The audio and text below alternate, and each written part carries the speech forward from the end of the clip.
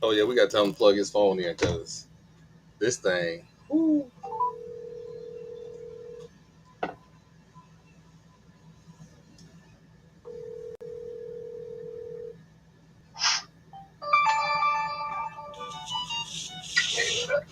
What's up, sir? You got the link and everything? I do. Okay. All right. So of course, you know the NCAA dropped the nugget on podcast day 30 minutes before podcast. So What was that nugget? they're gonna pay out $2.7 billion for name, image, and likeness settlement for the last 10 years. Now who's gonna get paid? I'm trying to figure that part out. I ain't gonna lie, I'm trying to figure that part out. They say they gonna pay every damn body for this thing. Got no particular person who's been wrong. I know I heard it. There she go. Well, all right, sir. We are waiting on you to get in.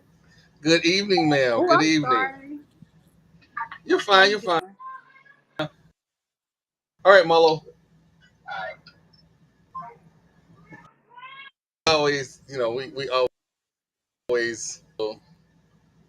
I got all this going on, and I don't know who thought it was a bright idea to have my Knicks play at 9 o'clock on a school night.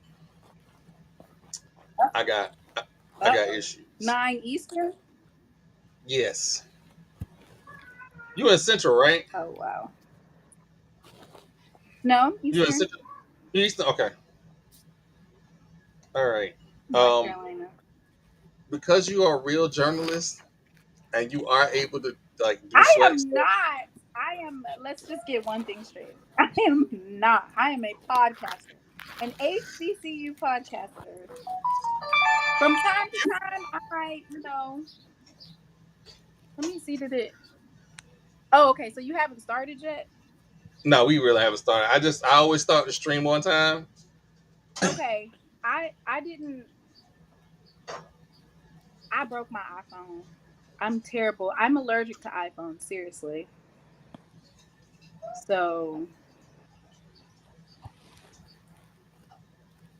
these folks, so I haven't even been on my channel. So I'm glad that you invited me because I was definitely going to take a break. I was going to take a break. So now I got something on there like, okay.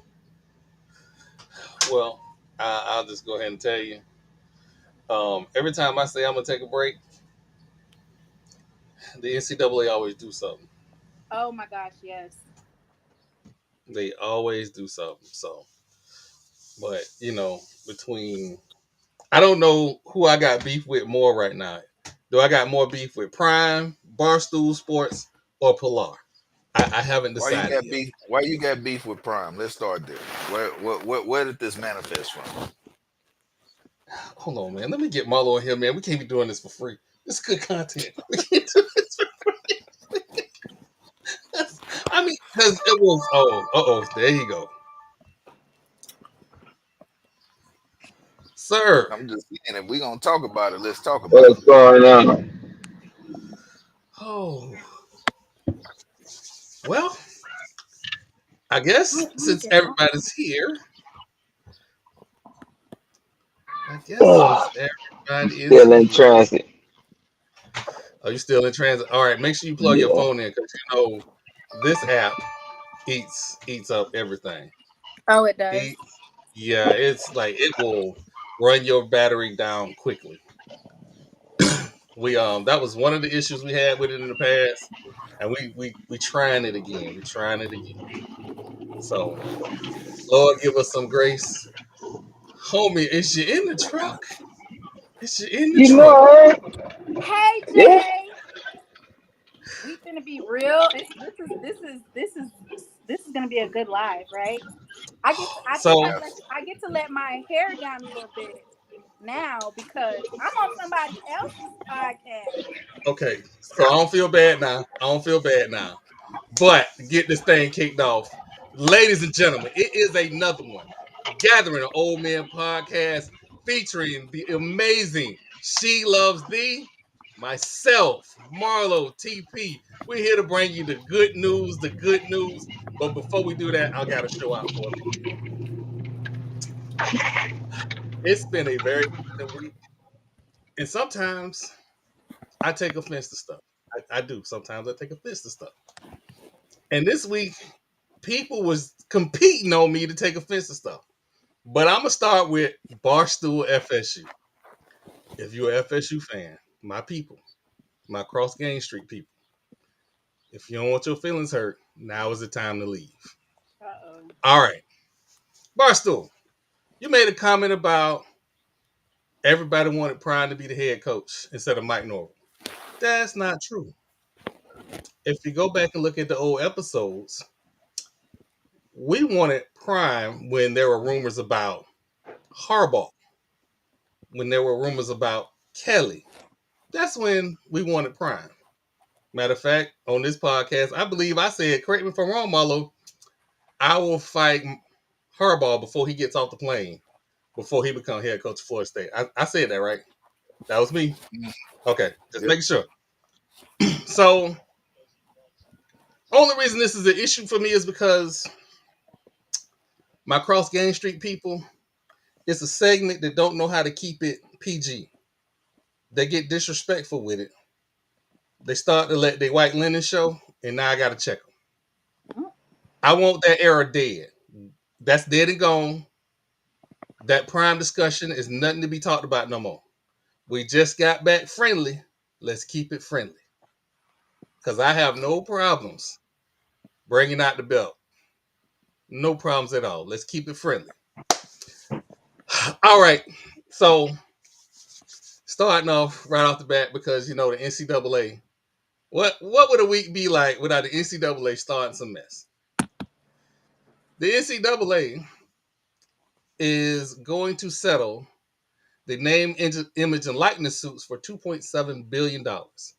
And according to sources, they are going to pay the money out themselves, which I'm sure they're going to get it back on the back end. They're going to pay the money out themselves and not worry about member institutions. You do know the bulk of that is going to go to FBS schools, which I found it interesting that they only did 10 years. Because if you do more than 10 years, then you got to take a look at some athletes that made a big run. And you know what? I ain't gonna start nothing. It ain't time yet. It ain't time yet. Um, how do you feel about that, She?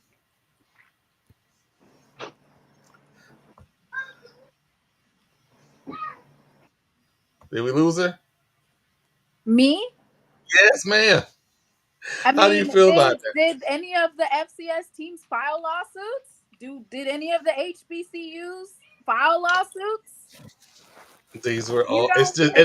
you can't participate if you haven't done your due diligence, right? You That said is they're true. settling lawsuits. In order to settle a lawsuit, that means that lawsuits would have had to have been filed. So that just means that HBCUs and maybe all of FCS missed the boat for filing those particular lawsuits. Why Which is is why. everybody talking about Shalimar in the chat? Good lord. Oh, we getting there. We getting there. We getting there. Oh, We okay. getting there. All right. We I are don't know. getting there. I thought y'all sent Oh, out. so you know what? You know what? You know what? We I, could just jump right into it. no, All but right. I. Oh lord. You can start with somebody else for this question, because I I, get deemed a Sanders hater, and I'm not. I'm just start on the top right corner. Let him go first. TP, TP. I know you Well, see. I was listening to what she was saying, and yes, you have to be a willing participant if you want to reap the rewards. But you also got to know about it because something tells me that some of these lawsuits were filed out of the public knowledge. He goes, Probably like some backdoor type situations where they was you know, if you didn't have inside knowledge, you didn't know who to talk to.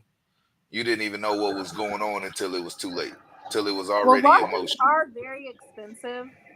What I found out is that the Black community in general, not just HBCUs, are hesitant to file lawsuits. This lawsuit probably was filed at the beginning of NIL becoming actually like a thing. And HBCUs and Black community, they don't like filing lawsuits. They Hmm. don't. We needed to have filed a lawsuit 2 years ago to get money back for the underfunding, and nobody wants to file the lawsuit. They say it's going to take 10 years. It doesn't matter how long it takes. That's the only way you're going to get your money. So I Hmm. think maybe that might have something to do with it. You're a Texas Longhorn fan. I I am. bet you they going to get their NIL deal money. They will also be backed by a lot of boosters and oil money in Texas.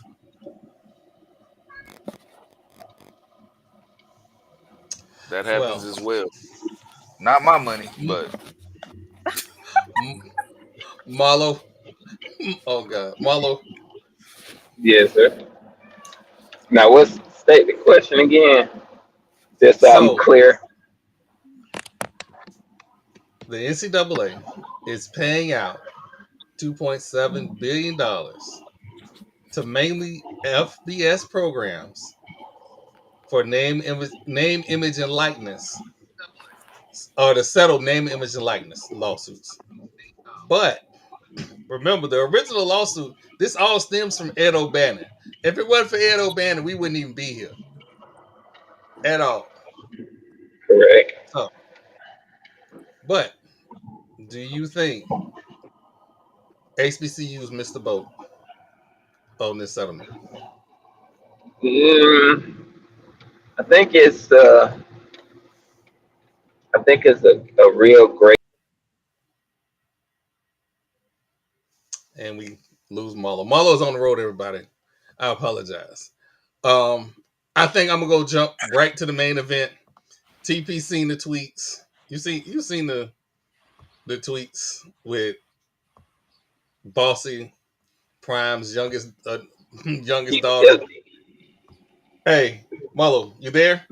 I am. This thing keeps kicking me off. Yes. Well, we're gonna get you to the house. Once we get you to the house, you're gonna be all straight. It Okay. apparently is not a friend of cell phone. Do you have it plugged in? Yeah. Oh, I'm not sure. We got to work on that. I'll be over there this weekend. But we was getting to the whole Prime not supporting his daughter transferring to Alabama A&M. Um, and to be clear, full transparency, I made some comments. Prime is a Seminole like myself. I expect more from him than I probably should expect. However, I made some comments. I posted on Twitter about how I felt about him disrespecting players. But to run down the list, you had your homeboy, old Buddy Neely, running down Cormani. I ain't really take too kindly to that, and I voiced my opinion on it. Your son then goes into Twitter and calls a player mid that was transferring from the program. Now I'm gonna say it again. These players don't belong to you. And if the player was mid, you was the quarterback of the program. You was the leader of the program. Mm-mm-mm. Leaders will take you as far as you're gonna go. And if they were mid, that means there was a, how can I say this nicely? A malpractice in leadership. And leadership comes from the head, which leads me to Father Prime. I I should don't know never what wake up. happened. I really don't know what happened. Okay. So Xavier Smith transferred from the program. Okay, so I know about Cremani. Xavier Smith was the player that transferred from the program. Wide receiver. Yes, Okay. did a article with or did a interview with the Athletic, saying They ain't that got no. They basically, don't got no NDAs up there. There's no mm-mm, NDA in Colorado. no, saying basically, look, he didn't get a chance to know me. He just told me I need to leave. Now, TP can attest to this. Some players get different treatment because of their ability. My thought process is this college football. You only gonna be as good as your core. Your star players can take you a little bit, as we saw with Colorado. They had nice little splash plays, but their core was weak and they got exposed. If you're not building up your core, what are we talking about? But I should That never see somebody. Go ahead, TP. that team was soft and they got exposed. When they played some real goons, they had nothing. When First they of played all, Oregon was a massacre. That was and actually embarrassing. they're not goons. And they're not even they had some first round talent on their defense. But outside of that, Yeah, they're not known for beating up on people like that. Not physically beating them up. Colorado was physically beat up in most of their losses. Like to the point where it was pretty embarrassing. Like they didn't look prepared. We can do all of this, hooping and hollering in front of a camera, but then we come down to the sideline. I got to see some real coaching. I got to see the, you know, what's the word I'm looking for? If you're gonna lead, you got to lead from the front, but you also have to lead by example. And the example that they had been being shown wasn't the right one. I think for Prime, his first mistake was who he put into power for his offensive coordinator, his defensive coordinator. He kind of like abandoned people that he could trust that were actually going to have his best interests at heart. He abandoned them and basically hired like big names, but those big names can get a job anywhere. So he abandoned them. Um, and Prime really did a 180 from Jackson State to Colorado. His rhetoric changed. Um, at Jackson State, he was taking That's the these prime. boys and turning them into young men, to grown men. They gonna leave a grown man. They gonna leave with some education. Um, he wasn't necessarily haughty and arrogant, but then again, there was NDA signed at Jackson State, so we really, really don't know what was going on in that back room. But what we can say is what was presented out, which was he's a family man. He's all about community and about the team. And in Colorado, there are no NDAs. And he came in there and talking about, I'm bringing uh, my baggage with me in Louis. Like, Kind of feel like his whole mission statement changed. yeah, it went from one thing to and then he tried to do the old, oh, I'm trying to get black coaches, head coaching jobs at the FBS level. He's abandoned that as well, for obvious reasons. Yeah. Um, so he kind of lost his message. Everything that he was doing at Jackson State is a 180 from what is happening in Colorado. I don't think Prime would ever do something like that at Jackson State ever. I don't know Probably what not. happened, what's going on up there, but it's really goes to show you his behavior when he exited Jackson State and how he used people like Neely and other people to talk down on Jackson State. Now you're going to be able to see, you're watching it, his whole life just crumble.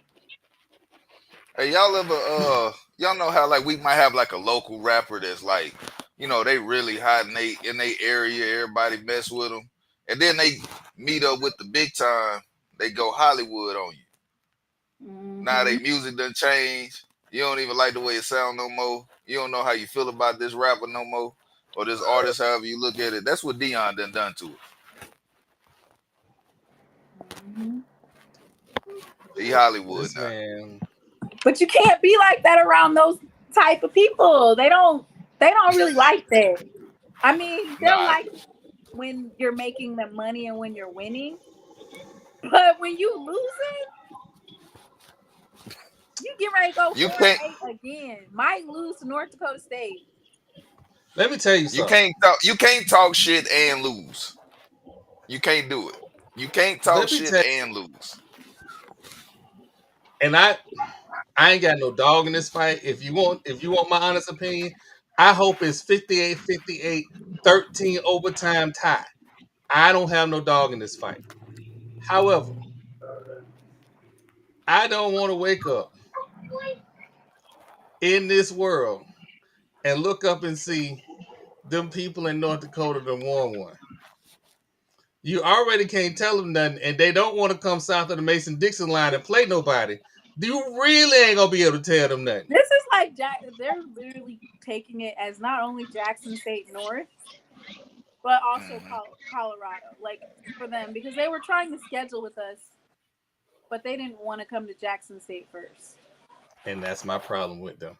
And for me, I just Shador, um, what he looked like and what they had him looking like at Jackson State was a leader, a player's player. You know what I'm saying? Like he cared about the team. He was flying out the wide receivers to Dallas and the O line to build some camaraderie and to build something. You cannot have that type of persona and think that these young men are going to want to protect you. Like the way it was Right. in Jackson State, the offensive line wanted to protect him. And my thing is this, like your daddy's not going to be able to protect you when you're in the NFL. And these are grown ass men. So Hmm. can you imagine if an offensive line doesn't block Michael Parsons? It's Take you over with. out. Take you out. Lay you out. But Right. I've always hung on the saying that you should believe people for who they are the first time they show you. When Dion was drafted by the Falcons, Oh like man. he already showed you who he was. And to think that this would change, even after his NFL career is over, no, that's who he is. You mean like You, are you talking about like being in the golf cart, the gold plated golf cart, or just the yes, how he cars? showed up. Yeah, that's who he is. Okay, but that's not his son. And he was a what? A deep was he a corner, a defensive back? You He can was a Yeah, he you corner. was a can corner.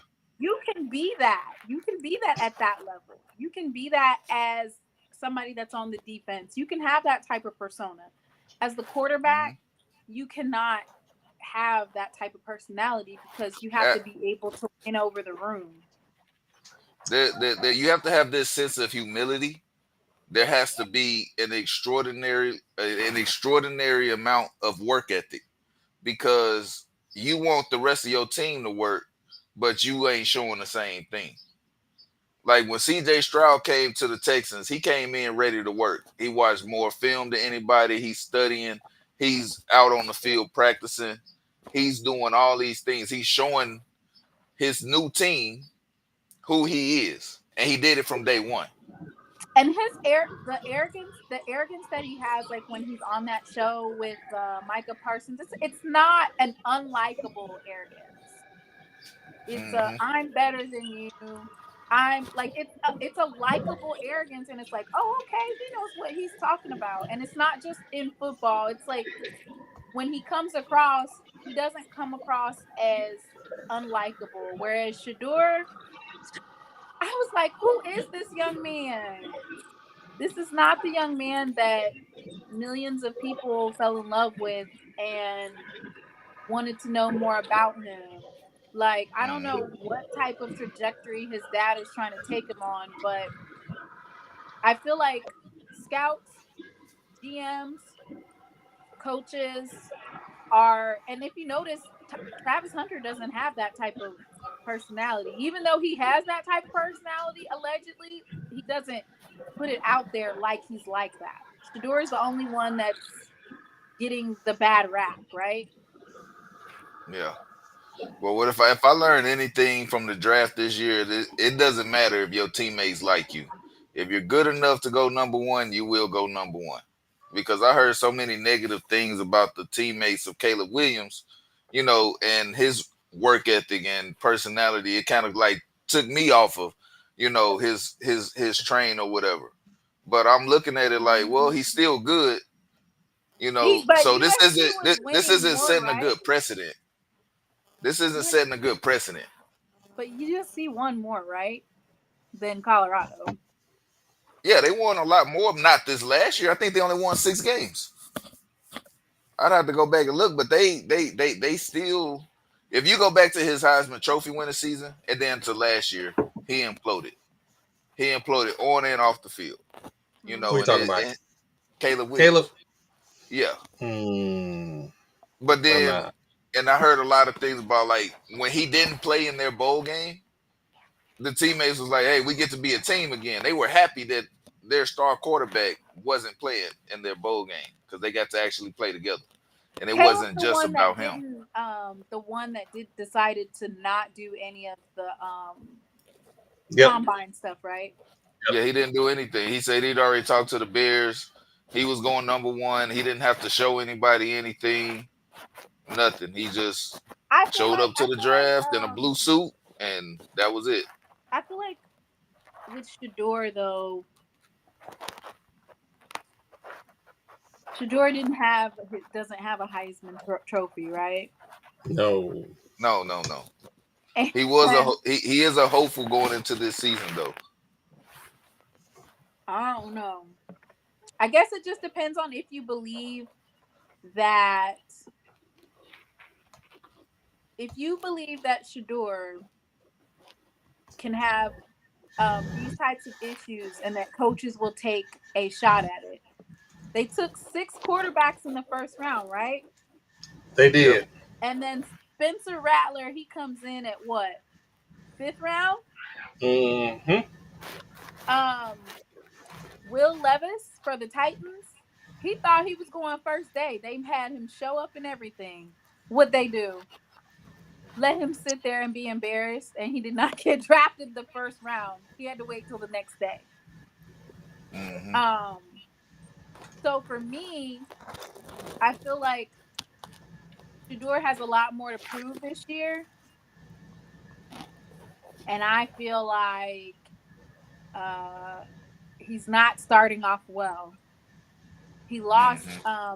his main wide receiver to the NFL, right? Yes. Hmm. Who would have been drafted had he not been injured. So let me Perhaps.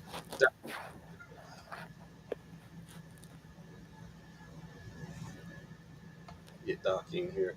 Um. So God, I don't. I'm just gonna have to say it. I got some issues. I'm just gonna put it out there. We're just gonna get it all in the street. Um. Prime came to us in the coaching world as a good family man, a father. Please understand, every one of these gentlemen on this podcast are married fathers that take care of their kids, that support their kids. Ooh, there is no way in the world,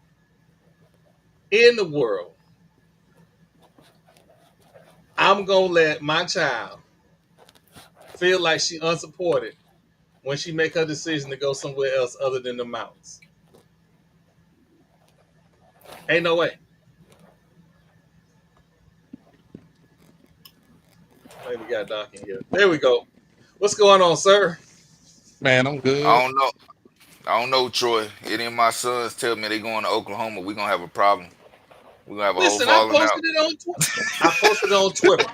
I posted it on Twitter. How to get this on? Go to them Ibis people. Go to that school in Daytona, and go to Gainesville. That's it. You can go wherever you want to go, just not them three places. But even if Right. you go, I'm gonna take you there. Just don't ask me for no car. That's it. You on your own. Hey, Hey, it's paid Yeah. for. You on your own. I hey, think he I got can't out say because nothing. Prime's not going to be here past December. He's gone. You think so? Uh oh. Absolutely. She got scoops. See, don't What let if her fool you. what, She be what if having what if scoops. they win though? What if they win? Because we know the He's still Pac-12 gone. got He's not. decimated, The so only it's not reason even the why same he conference. the only reason It's done. why he's here is to get uh Shador and Travis to the draft. That's it. That's his only concern. He's not even really worried about Shiloh. Keep it a buck. You should have let My, Dang. Shiloh enter the draft this year. Nobody was Um, worried about Shiloh. yeah, so for that, he's worried about those two and those two only, okay? Um, and he's gone. So I I don't know. Everything with Prime is very calculated. Even this little uh Twitter beef, everything is calculated. He literally has a management company. Mhm. He has like documentaries. So everything with Prime is really, really calculated. So this was intentional. Like everybody's thinking, oh, Prime is he's imploding, but this is it's highly intentional. And I'm thinking he's making his case to be able to take that exit in December. Why would he take that exit though? Like for real. His quarterback is done and Travis is done. They're both entering the NFL draft. He doesn't have a quarterback. They don't have any So backup quarterbacks worth anything to he told them to get into the portal. so you don't think that he has the ability to groom a quarterback outside of his son? No, They he's haven't not even groomed him. He, he's not he's even been. grooming Shador. Thank you. Look, Shador I can tell is you. who he Wait. is. I can tell you this, yo. I can tell There's you this no though. growth. Like there doesn't really. It's not necessarily that he needs to have growth. He just needs to gain some weight and keep doing what he's doing and stay and not get injured. But as far as like, he's not necessarily developing any of these players because you don't even have them long enough to develop them. But Go ahead, Doc. this I can tell. But this I can tell you about Prime and Shador. Shador been on Prime still since he was a child. Uh, that's the only thing he knows. But I can understand where you coming from. That he might be up and out of there after Shador leaves. It's so I say this again, full transparencies. I don't like runt quarterbacks. It's telling me he's 6'1" on the Wikipedia. I'll give him 6 feet. I've I don't seen like him runt stand next to quarterbacks. his dad. They are the same height, and Dion Sanders is 6 feet tall. So we So talking that about means that NFL. you don't like Bryce in at the Panthers. No, No, I don't. I said he was Justin too Fields. small. I don't like I I was just so don't like happy. short and skinny. I was so happy that the Panthers went up and got him and not CJ Stroud. Because if they would have went up and drafted CJ at number one and left us with Bryce, we'd still be in shambles right now. So for those who don't know about this podcast, myself, TP, and Marlo, we talk trash to each other about each other's teams. And a couple seasons ago, all our teams was trash. This last season, TP had the only team that was good, and it was because The they had a Texans. It was a yes. long Yeah. time coming. Texans been trash for a long time. Uh-oh. Dallas Cowboys been Hey, I don't Hey, like trash how hey, you I held can't say that. that. I Hey, can't say that. hey, I can't a say that. hey, she held that long. long Hey, you time. held that long a little bit too long. I like Oh, the Texans. I like it. I haven't been a Panthers fan since uh Cam Newton left, and I'm not even gonna get on it because the folks was getting on me this past weekend when I got on my Cam Newton stool. Like I stepped up there and they didn't like all that extra Cam stuff. But needless to say, I think that Shedeur's accuracy, the fact that he was able to still hold the accuracy, even though people are saying he was taking those sacks to hold on to his accuracy, he has accuracy that went from the SWAC all the way to the Pac-12. So you can't deny that Grown is a very good player. That's why he can just let his actions speak for itself, because even in all of those different games that he lost, I mean, it wasn't necessarily Shedeur's fault. He's impeccable with getting the ball down the sideline in very tumultuous timing. Like, I think the offensive coordinator was kind of off on some of those plays. I can't say that. What? So hold on. So let's get some context. That offensive coordinator, everybody thought that the offensive coordinator was brought there to have a fast-paced passing offense. If you go back to his time in the MAC, his fast-paced offense was running. The thing that Colorado could not do was run. Well, why didn't he just keep? And that's my thing. Like, when you so-called elevated, you were supposed to elevate the coaches with you. He didn't trust in them to perform. I'm gonna tell you like this: they already had their offensive coordinator and defensive coordinator hired for him. They should have kept who they had at Jackson State, because he wants to air raid. And that's another thing. Instead of trashing running backs, just tell the truth.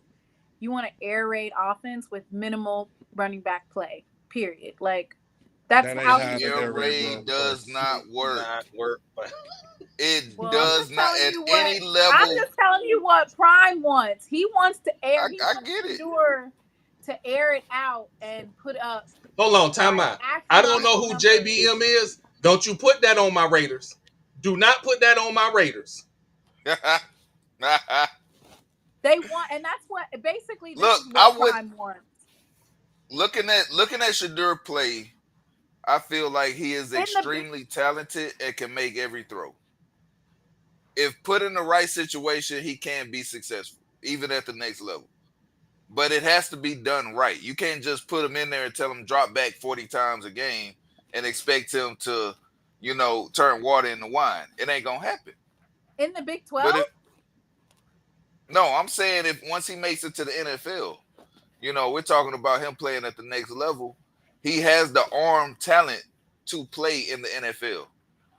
But do he have the other intangibles it's going to take to be a good quarterback at the next level? That's the question. At Jackson State, he was positioning himself to be a black Tom Brady. I don't know what the F this stuff is that he's doing, all these extra, all this extra stuff, but it doesn't look, you're not looking Tom Brady-ish right now, my guy. Tom Brady won. Tom Brady won at every level. I'm talking about his play. That's the right thing. How he plays, like how he thinks, how he's able to do audibles. Like, Shedeur is more than just a good arm. He's able to make adjustments on the field. Like, he's very intelligent. So what I'm saying is, let that speak for itself. But he's not going to be able to get any of that. It's kind of like Cam Newton with mediocre wide receivers. Dang. Just random shots, huh? So Cam Newton wasn't working with mediocre wide receivers compared to other teams in 2015 when they went on that 15-1 run. He had to work with Steve Smith. He still had Steve Smith. He had to work with something. Hold on. See, I know young. Steve Smith, Mushi Muhammad, they had some talent. We talking about Steve Smith, not elite. We talking about like an OBJ type of wide. No. Steve Smith is better. I would take prime Steve Smith over prime OBJ any day of the week. I will take over the hill Steve Smith over OBJ. on Sunday. Name three. Okay, so name three elite players on that Panthers team outside of Cam and then Steve Smith. Name three D'Angelo I elite only Williams. players. said two. Oh damn, he did have three. He did. Yeah. Who? He did. D'Angelo Williams. D'Angelo Williams had a 4-year run. D'Angelo Williams, Mushin Muhammad, and Yep. Steve Smith. Yep. Uh-uh. Jordan Gross was the offensive tackle, his left tackle. Mm-hmm. Cam was working with us. Greg Cam did not Olsen. have a stat deck. Greg Olsen. Cam did not have a stat Oh my God, I forgot about Greg. He had a good, wait a minute, hold up. I'm walking home from work. That offense He was had a Have a crazy. good Kansas enough City. team. Didn't have a Kansas His City ass Chiefs went offense. 15-1. He had a good enough team to go 15-1. Cam didn't have Steve Smith during that Super Bowl run. MVP Cam didn't have Steve. What I'm saying No, he is, didn't. All he had was Greg I Olsen. want you guys to realize Oh that yeah, Greg Olsen. Cam was not working with the stacked deck. Like it's not. He did not have a Kansas City type par team, right? So the same thing is going to apply to Shedeur. So this is where we figure out if he's a play. What is it? Is he a game changer or a game manager? I feel like Shedeur is a game changer, right? Whoa. At 6'1"? At 6'1"? I feel he's a game changer. He will be a game changer if he stopped chasing behind goddamn Tom Brady, pick up the phone and call Drew Brees. Thank you. That's who Man, he need to call. Let's find somebody we identify with more. Because I would have loved to have said, Mr. Neighbor Lady, but Mr. Neighbor Lady ain't been like that for 4 seasons. For everybody that's new to the podcast, Mr. Neighbor Lady, who's Mr. Neighbor Lady TP? Mr. So we just Sierra not gonna Wilson is Mr. Neighbor Lady. So we not gonna just let Russ cook this year? No. Are you waiting for his downfall? Because it's out. You know what? We're gonna go Who back called to it last year, TP? Who called it last year? Who called it last year? I keep receipts. I know I called it last you said that he would be done by week 8. And that Justin Fields will be the starter. Hold on. I gotta add a caveat because they're doing crazy stuff now. This is what he said about Russell talking Wilson. about him doing kickoff returns. Are you retarded? Your best weapon you go kickoff return with? If this man get injured on a kickoff return, Mike Tomlin need to be fired ASAP. Who, George Pickens? Wait. Are we talking about Russell Wilson? Yes, he's talking about Russell Wilson. Why are you saying that he's not going to get it past 8 games? He said week 8 for the last 4 seasons, he has been a turnover machine. He does not throw on time, and he is a coach killer. Yeah. The NFL offenses are so complicated. This man said, I am not going to wear a wristband. Are you kidding me? He was going out there and winging it. Let Russ Cook got us grits with sugar in it. That's what Let Russ Cook got us. Are you a Broncos fan? I'm a Raider. He's a Raider fan. When was he ever playing for the Raiders? I don't recall that one. He wasn't. He was the reason why I said we was going to be the second best team in the division. You know where we ended up? The second best team in the division. I called it last year. I'm calling it this year. You can bookmark it. To be fair, there is only one good team in that division. In the West? In the AFC West, yes. There is one good team. The first thing Harbaugh did when he got to to LA was let every weapon go. That was the first thing he did. Let me get every weapon Justin Herbert needs to be successful, and we're gonna start over. Hey Bishop, if the sugar in the grits is Sierra Wilson, I'll agree with you. He is Mr. Neighbor Lady because nobody want to interview him. Everybody want to interview Sierra. Hey Troy, I'm gonna switch to my laptop. Okay. But and we took a long time on this whole prime thing, but it got ridiculous. When your baby mama is on the internet doing 10-minute lives about how you don't support your daughter. By the way, for people who don't know, Prime got custody of his kids because yeah, Pilar is different, and if the mama is supporting her kids, that says a lot. That was saying a lot. But I'm gonna move on. I'm gonna let this cup pass for me because we got some stuff we got to run through. Um, TP, I know you heard about the fight. I know you heard about the fight. Fight. Hey, Ryan Garcia destroyed should that man. yeah, he beat the shit out of Tate. It was ugly. Devin Haney got the brakes beat off of him. And now we know why. The man was juicing. Ryan Don't- Garcia has tested positive. I don't know what the consequences should be, but I one need a of them should. retest for that. I need a retest. Oh, Well, that B sample already he taken. yeah, the B And, sample has already been taken. It's already and it taken. was okay. It'll So be back probably by Monday. okay, Hmm. but he was already overweight. Had to pay 1.5 million because he was overweight. It was Hmm. basically that the teams both made a executive decision because there was too much money on the line. Mm-hmm. Right. They're not He going was to on say, that new "Hey, juice. he's over the amount of he weighs too much. Let's just call the fight off." Like there was too much money lined up.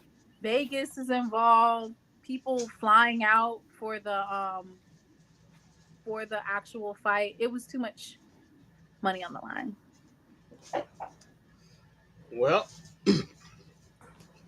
oh, That's what it we seemed got you. like. We got you That's muted. what it seemed. That's what it seemed like. Tickets were booked. You know, it would have been too much lost revenue to not have the fight. But at the end of the day, what is the boxing world gonna do about it? You know, what do the powers that be have to say, and what are the consequences? They got You to do know, a track after thing. this, They got to give 2 years. They got to give How him because many? 2 years. They can't, two. 2 years, 2 year They got ban, to give him 2 years. Yep, two. He two already year got ban. his money. Are they gonna fine him? They're gonna find. He should Well, I don't think. he I should don't be think fine. USADA gonna find them, but the boxing federation will. Yeah, So he would definitely get fined. I think a 2 year ban is in order. That's just bottom line. Like you cheated. You damaged the integrity of the sport. I won't say he messed up with the integrity. There's a lot of players that juice, Yeah, but oh, but he got caught. Devin was looking a plum ass fool out there. Like he got knocked down so many times.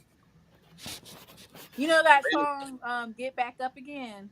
A saying no, is a Yeah. sinner who fell down and got back up. Danny should have just sat his ass down after the Richard first time. Pryor said it best. Richard Pryor said it best. When them people be hollering about get up, fuck you. This is how I got down here in the first place.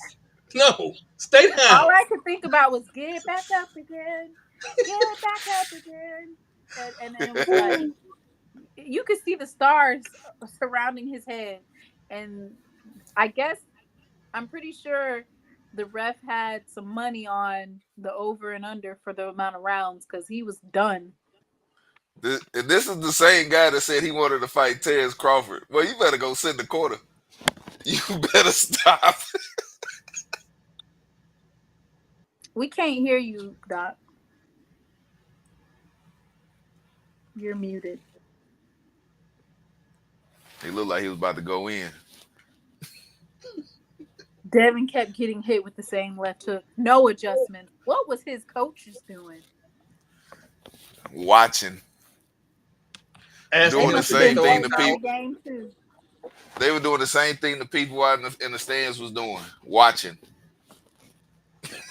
Man, listen, I, I, all I can say is that to the brothers who felt like boxing was trying to keep Ryan Garcia down, the only people that was hurting Ryan Garcia is the dude with the needle and Ryan Garcia.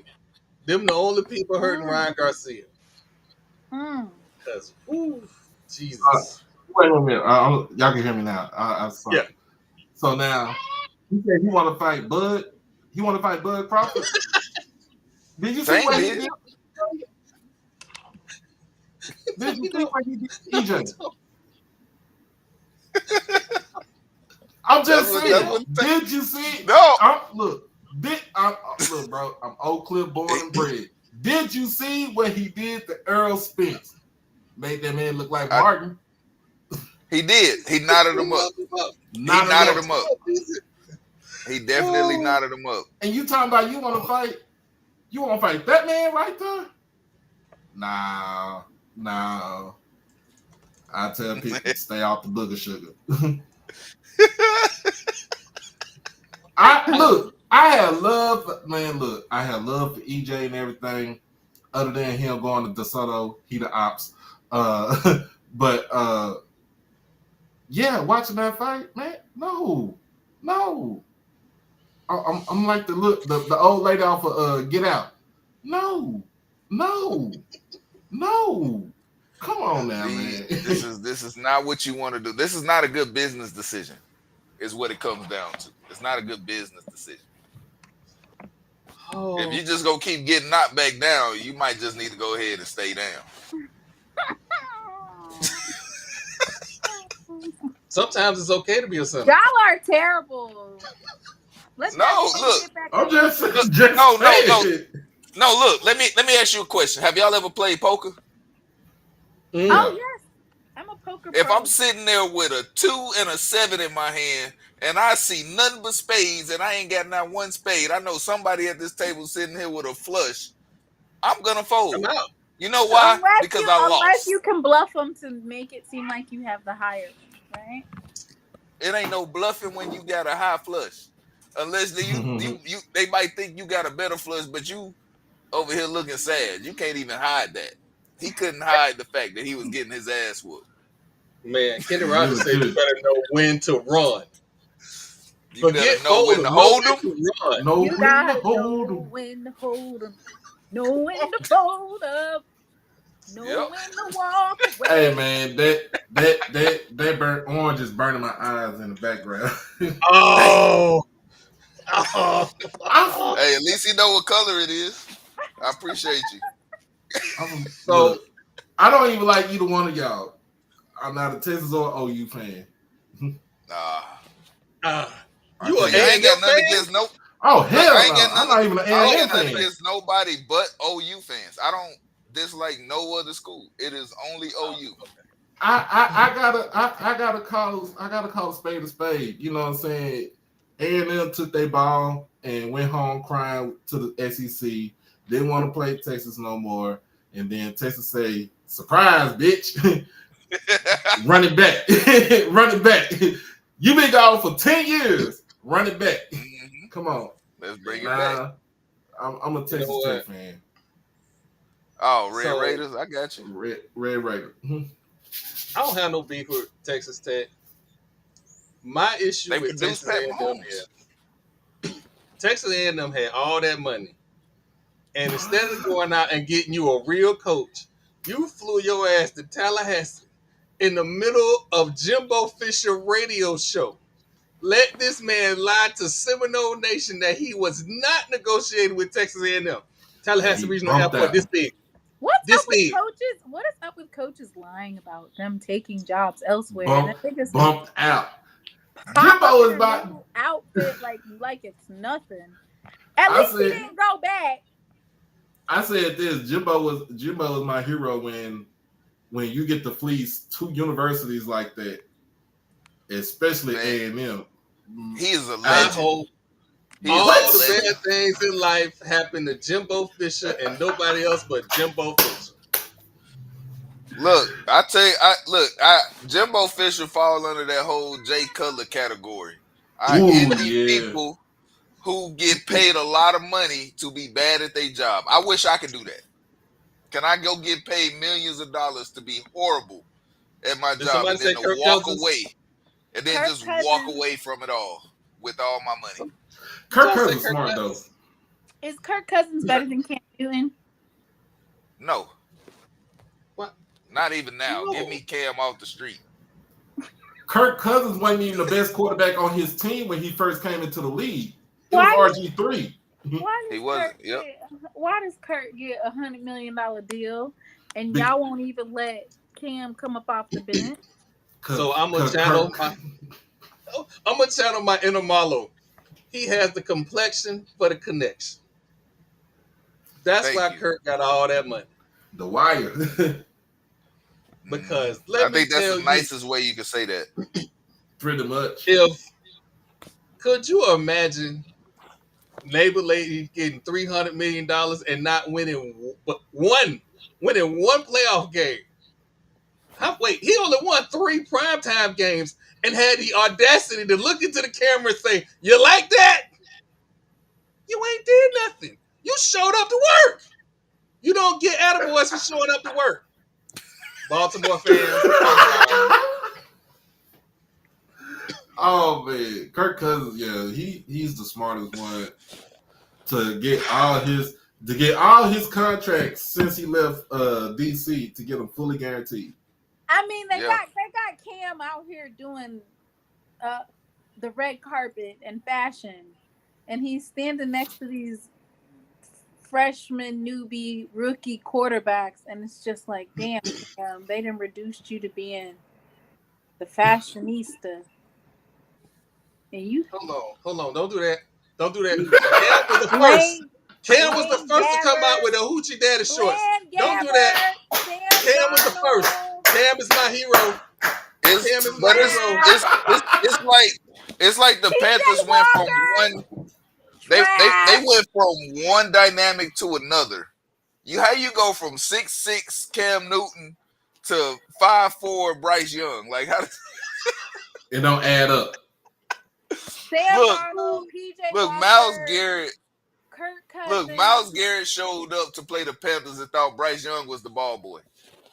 He was like, I didn't even know that was their quarterback. Man, that's terrible.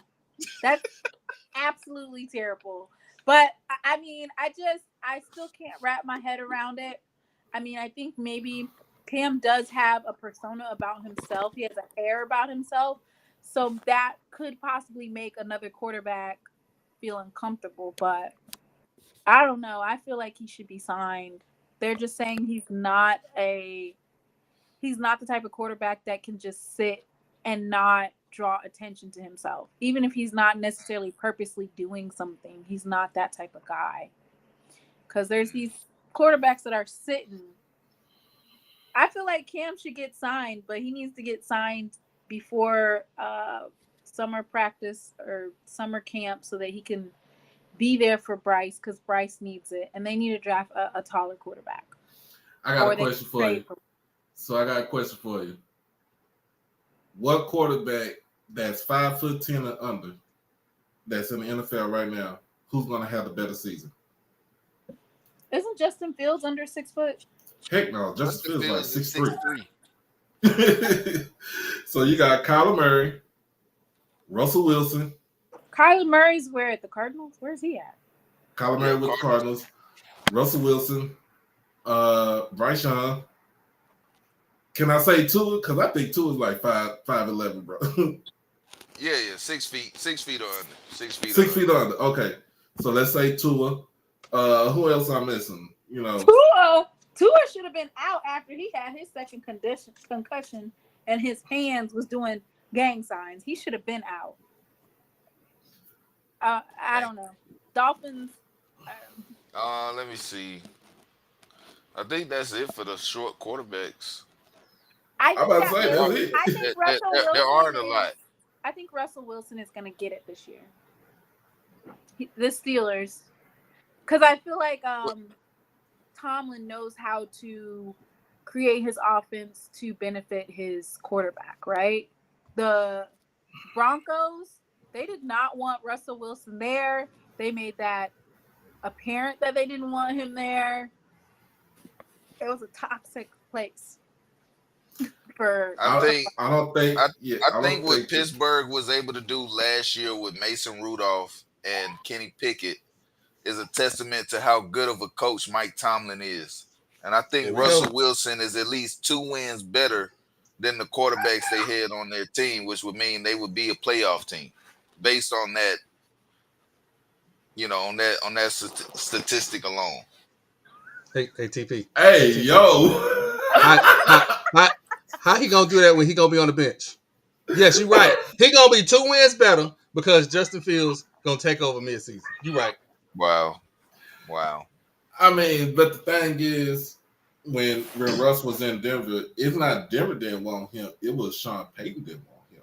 Yeah. His name is Sean Payton guy. And I don't think Sean Payton is that brilliant, to be honest. Hold on. Let's be honest. Sean Payton thought he was gonna get an undersized quarterback that was gonna throw on time. And if the play broke down, if the play broke down, I got this extra element. We're gonna make the playoffs. Russ just wants to run around. He wants to make everything a splash play. I ain't saying he wrong because that line wasn't always the best. But since let Russ cook was a thing, Russ been burning grits. Let me ask you something. Let me ask you something. Do you think running quarterbacks benefit from having a run game? Yes. Well, that was non-existent in Denver. They run the ball in Pittsburgh. They even went and drafted better offensive linemen this year, so they can be better at running the ball. And Mike Tomlin is a stickler for establishing the run and establishing the line of scrimmage. That alone is gonna help Russ have a way better season than he had last year. I can't say that because Mike Tomlin was on. Mike Tomlin had Ben Roethlisberger for damn near 15 years. So, he was. It was. I think it was the same scenario, except for Ben was like 6'5", 250 pounds, and you got Russ that's 5'10", maybe 215, 220 or something like that. That is almost a mirror. It's almost a mirror image of himself. I mean, what Big Ben had, you gotta realize he had defense. He did have a running game, but I don't see him have no running game this year. Not with Pittsburgh. I don't even know who is they running back. They still got Najee Harris, but they did not.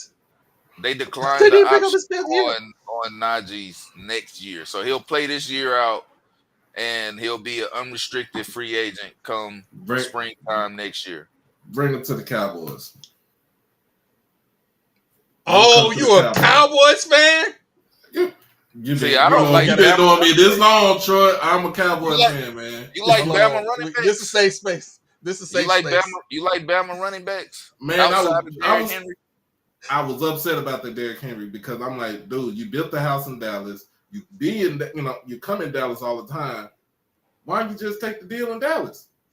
They said they didn't want to pay the money they didn't want to pay him. I'm like, all right, go be a Raven. Cowboys let TP go too. I think TP wanted more money. He wanted a lot more money than most people would expect. I mean, even though he did rush for over 1,000 yards last season, to me, you're still a reliable number 2. And the crazy thing is, I feel like we should not even have let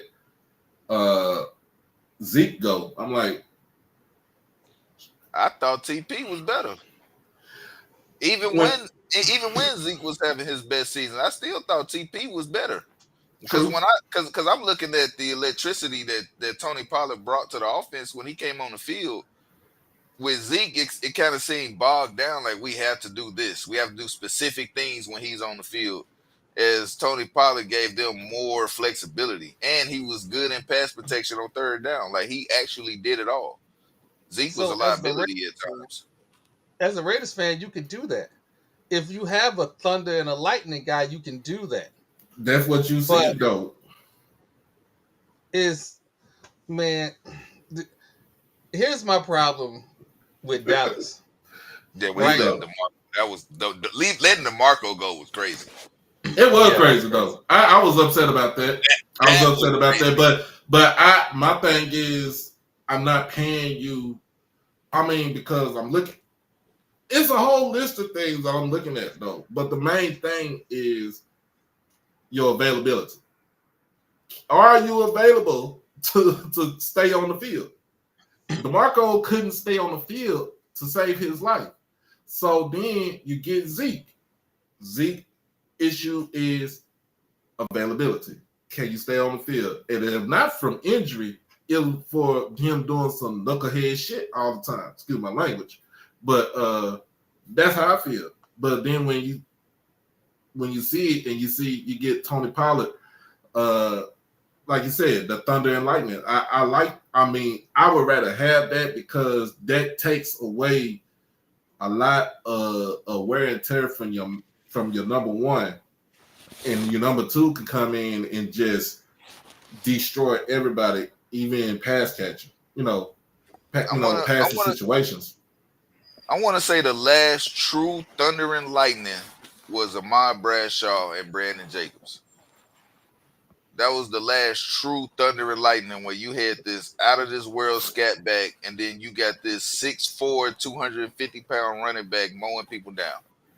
Yeah. I haven't seen too many teams go to that kind of, we could say the Lions kind of got that with Montgomery and Jahmyr Gibbs, but Montgomery ain't just like a true just ground and pound. He is physical, but I'm talking about that he has other tools in his bag. I'm talking about a true just downhill running back. Derrick Henry is just downhill. Now, if you pair him with somebody that's very elusive, right, not give him 25 carries a game. He don't need to get 25 carries a game. Let's get him down to 14, 15 carries and have the other running back 10 with 5 catches. Now I would say this. Give me between 15 to 20 carries from our RB1. There you go, right there. You don't wear him down so much. He good at, going in between the tackles. And then, like you said, give me from our RB2, give me about 10 to maybe 14 carries off of that. That's to me, and the way it is, that's a well-balanced offense though. Touches, but 20 carries, I feel, unless it's necessary for that game, shouldn't be the average in a 17-game season. Right. Because you got to remember, we did go to a 17-game season. So 17 games at 20 carries a game is a lot. And you will wear them down, and it won't be good.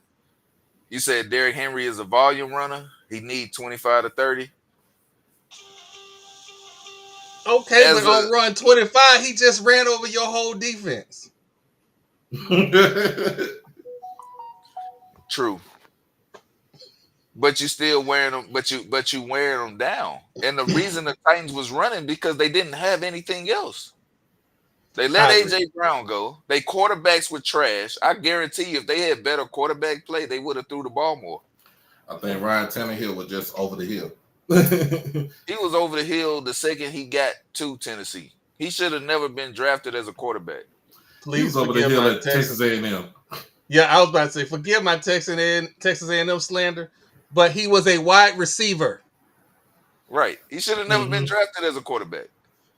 He got drafted as a quarterback because the head coach became the offensive coordinator for the Miami Dolphins. Oh, look, there go my quarterback. No, that's not your quarterback. And it didn't work. You passed over 6 other better quarterbacks, and that's the dude you picked. And it didn't work. Then he goes to Tennessee, and again, it doesn't work. I can hand off. I want to say he won one. I want to say he won one playoff game in his entire starting career. I think either 1 or 2. And he gave the other team 3. Pretty much. Yeah, it was never good. Well, I can say at least Matt Shaw was better than him. Hey, Matt Shaw broke the record for most pick sixes in a season. Hey, but he got y'all to the playoffs for the first time, though. We did get to the playoffs. We did. But I think that was built more on the back of J.J. Watt winning Defensive Player of the Year and us being a top 3 defense that season. True. But Matt Shaw, he had 4,000 yards. He had, the greatest receiver in Texas history. This year, Hall of Fame inductee Andre Johnson throwing, to throw to. That helped him Who a was? lot. Hold on. Let's go. TP, you just gonna be mad. Who was throwing Andre the ball?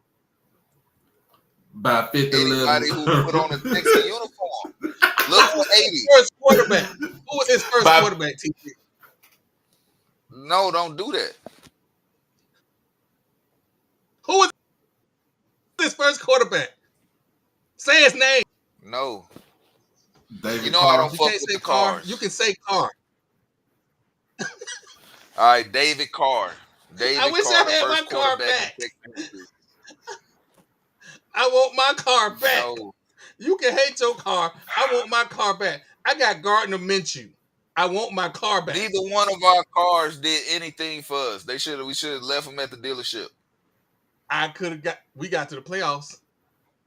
The Perm one and Carr got us to the playoffs.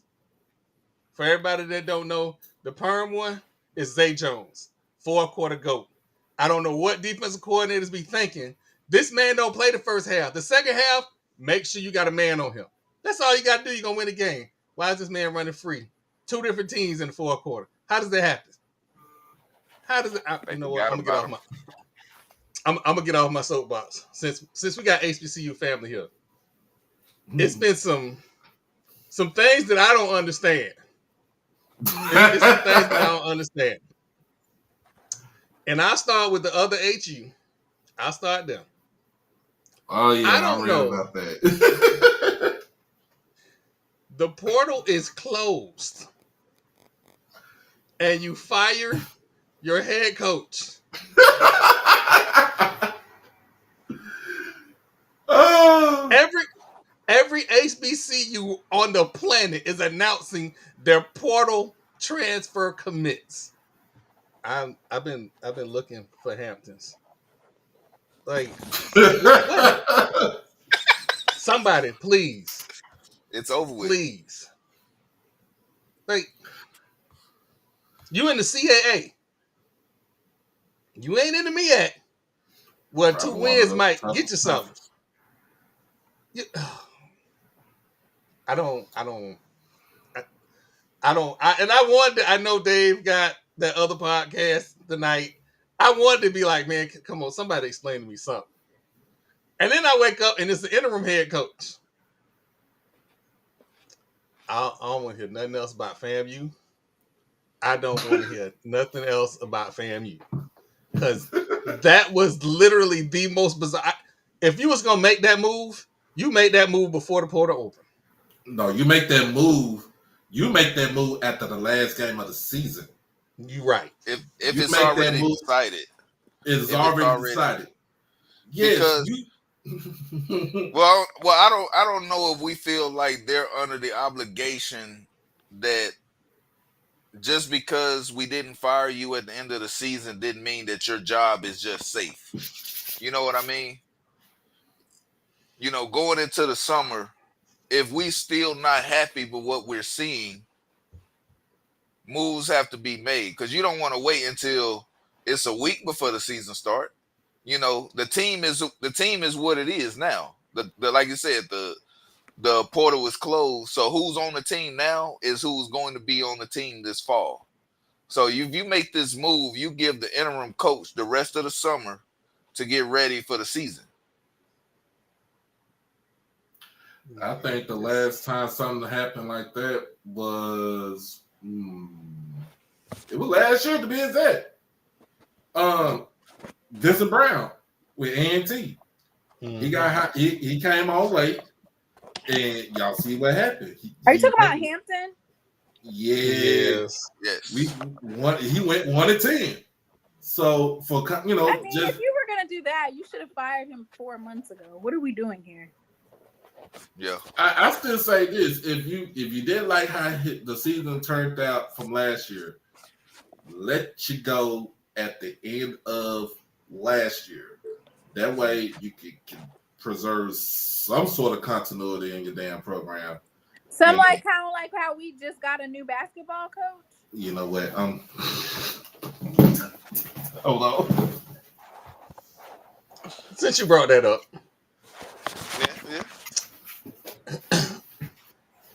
So I get a notification.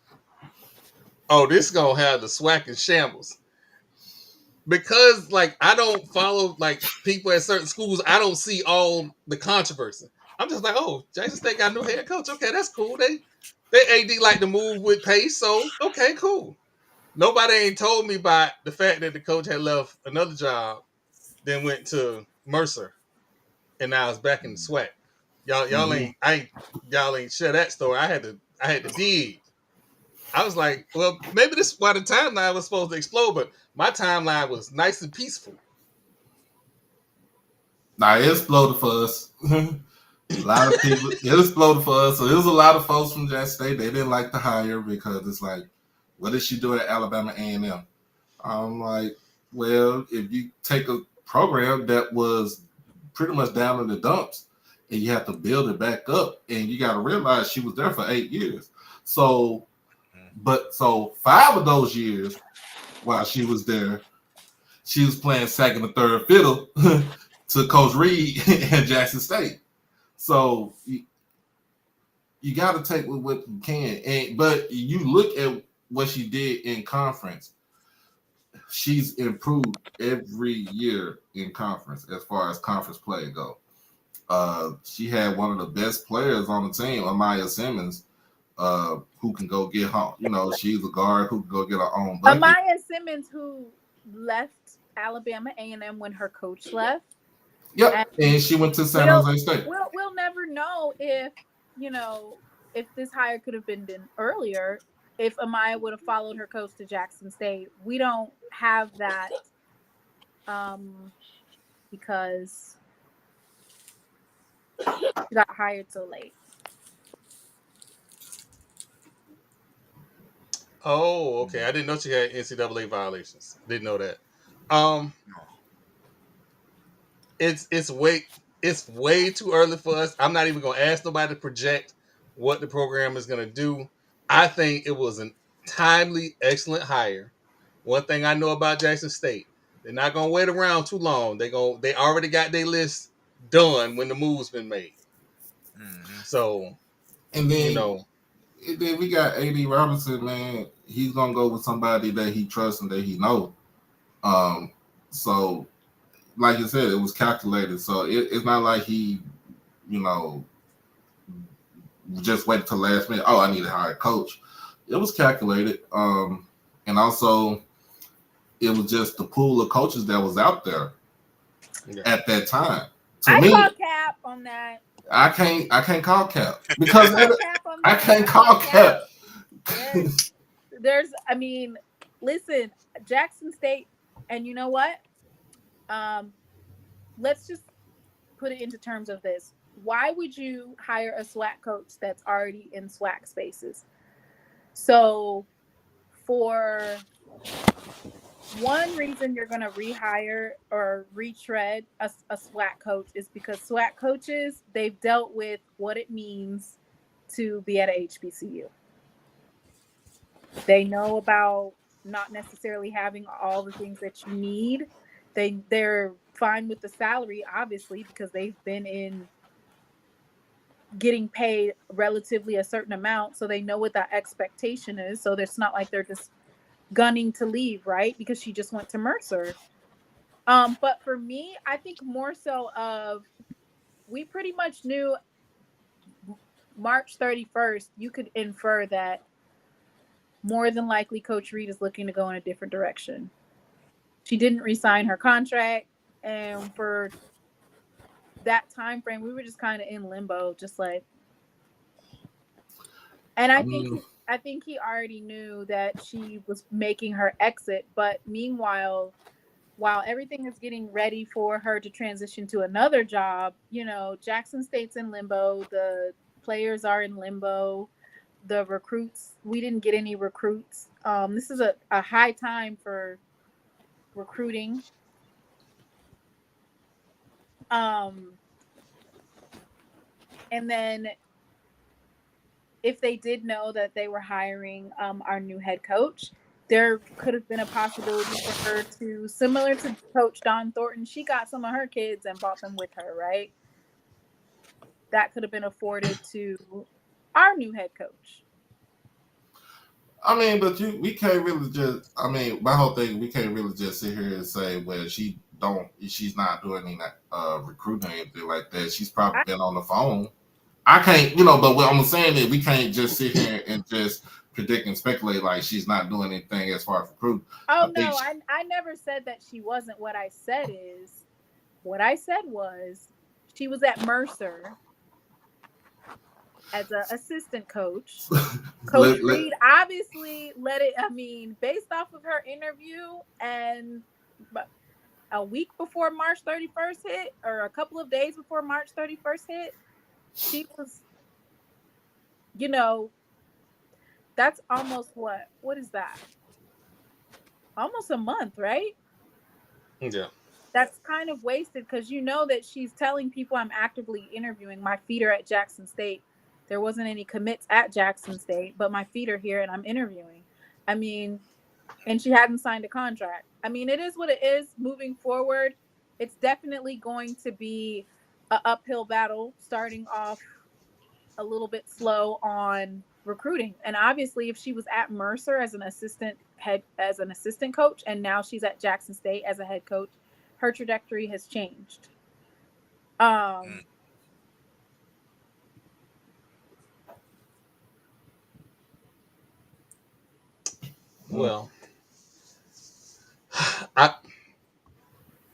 we're going to come back to this. It's kind of like we're starting all the way over, basically, because all of our team is gone.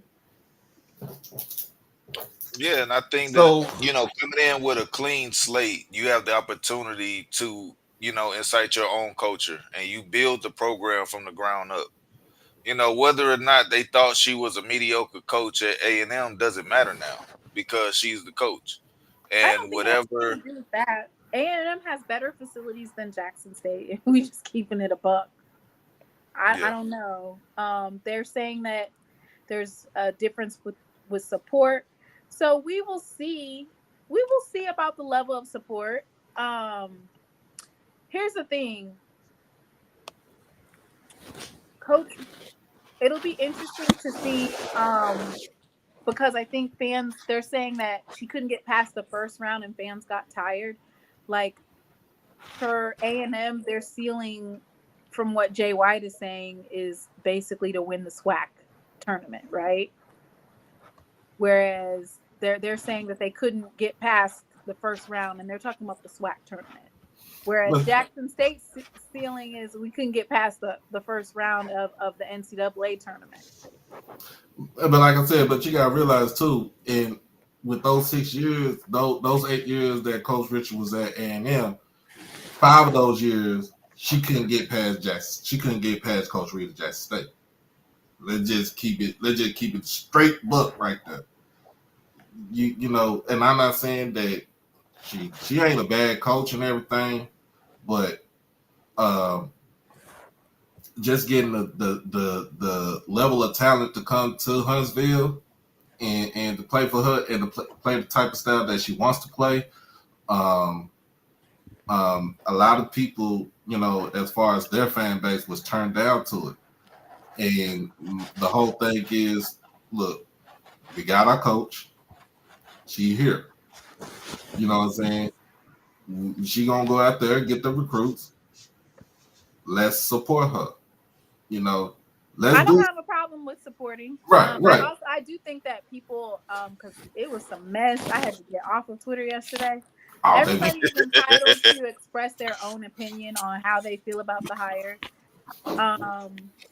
And a person, it's not a dictatorship or a shut up and play ball, or you can't give your opinion because you didn't do X, Y, and Z, or don't say nothing if you don't have anything positive to say. Like, everybody has the right to express whether they like it or they dislike it. Y'all don't want to see my Florida State tweets. We're literally going from SWAC champions to a fresh slate, and it's similar to how football was, where it's like it's similar to football in the sense that we haven't lost a home game, we haven't lost I think the last time the women's lost, of course, was Prairie View. But what I'm saying is the front runner now is obviously Grambling. I was seeing that. I definitely was seeing that. I'm gonna have a whole way too early SWAC basketball show because I'm definitely gonna have a way too early MEAC show since we was doing way too early SWAC predictions. But I ain't here to cause no trouble. I ain't gonna Are we cause gonna no get trouble. Mike back in the building? Oh Oh man. man. We gotta hear him. Man, don't Hey, you bring can't talk nobody. about. Don't bring nobody from the Cocaine Bears up in this place right here. Hey, we gotta bring him back, man. We gotta bring because we gotta hear both sides. We gotta hear both Oh, sides. You know So what I'm for saying? everybody, If we wanna have true open dialogue, you gotta have all sides. that's new to the podcast, I tried to the best of my ability to have a top 5 social media HBCU rivalry poll every month. Here is the problem. There's Miak Mike and Banks, and there's Big Sis Row. I call her Big Sis Row. I think her name is Erica. She's from Howard. At one point, it had got so toxic and so ugly. If Compton State beefed with anybody, I never saw it. Somehow or another, Delaware State got in the car with Morgan State and started shooting. I was like, I don't know what to do. I be asking questions on I who. shot him down. Oh man, I shot him down. It was crazy. It was crazy. I haven't done the poll in 2 months, and I ain't gonna do the poll because it's too much. It's too much. Hey, real quick, because I know we get towards the end. I'm gonna try to get a couple more topics in. TP, Marlo ain't here. He having technical difficulties. My Lightning got kicked out of the NHL playoffs. I've been saying we need to break up the band. 6 years is enough. We done played 4 other seasons with these runs we done had. Break up the band. We don't need to bring back Stamkos. Hedman need to go, but whatever.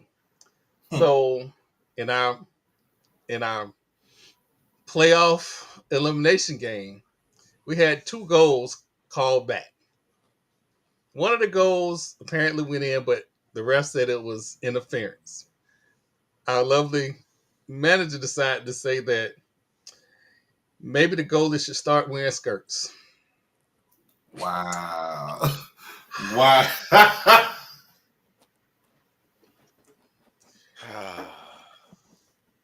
I'm not going to say that. I'm just trying to figure out how we losing fights to a team in Sunrise, Florida. If you can explain that to me when you around the corner from the projects, why are you losing to some La La Land people in South Florida? Y'all got to give me some grace. I ain't going to take this loss well. We wasn't supposed to lose to these people. Who was y'all first round opponent? The Florida Panthers. Wow. Why? What is? We can't play defense. We don't hit nobody. We've been losing fisticuffs for the last 2 years. Look like the same fight we saw yesterday from the Rays. The Rays. And guess what? They lost that fight too. 4 players suspended. Why you get suspended and you lose the fight? Furthermore, can I say swinging like a girl? Is that okay to say? Is that okay to say? No, because I know some women that swing like dudes. They can bang. They was not squaring up like dudes. They was throwing overhand rights and missing way wide. They was swinging like Devin Haney. How about that? Remember the windmills? and then TP. This is the funny part. So Uribe from the Brewers swings, wins the fight, and then gets sit down to the minors.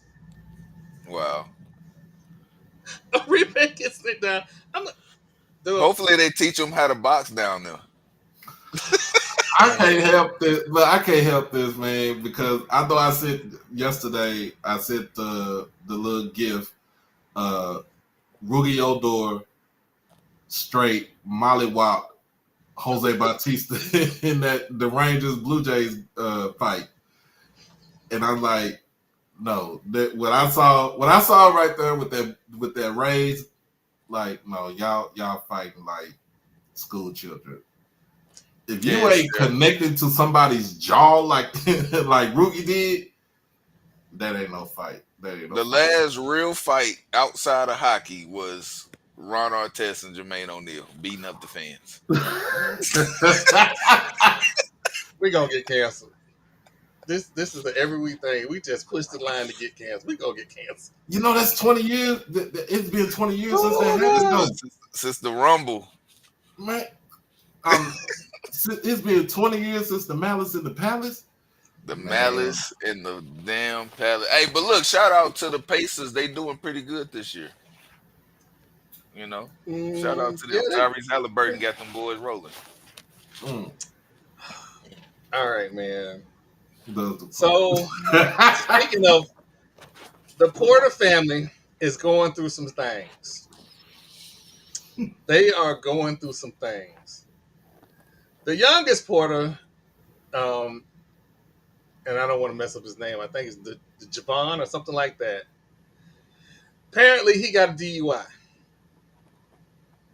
And if we recap the family rap sheet, we got one young man going to prison. One young man gave up a $2 million contract for $20,000. No, more than that. I think it was like $60,000. Oh, $60,000. I'm sorry, $60,000. And then we got a DUI. I make fun of it. However, seriously, everybody need a counselor. The whole family need to sit down and talk to somebody. Y'all in crisis. Whoever the head of the family is, y'all need to sit down and talk to somebody. Ain't Buddy gonna play overseas now? He can't play overseas. Nobody will allow him to play. He toxic.